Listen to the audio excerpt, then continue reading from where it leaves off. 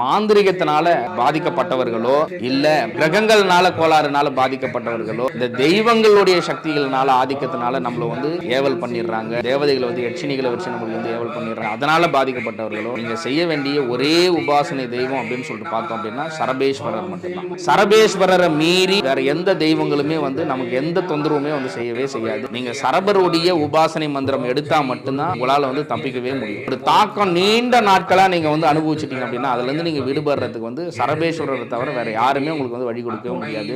அந்த சரபேஸ்வரருடைய உபாசனை மந்திரத்தை தான் நம்ம இங்க பார்க்க போறோம். ஓம் ஷாலுவேஷாய பட்சிராஜாய சர்வ சங்கடஹராய சிங்கமுகாய உக்ர நரசிம்ம வதாய சர்வசத்ரு சம்ஹாராய அராய ஹராய சிவாய சிவாய சகல ரோக நிவாராய வராய வராய தராய தராய சகல தேவ வசீகராய சர்வேஸ்வராய சதாசிவாய ஸ்ரீமன் மகாதேவாய சரபேஸ்வராய வஷ்ய வஷ்ய கும்படு ஸ்வாக.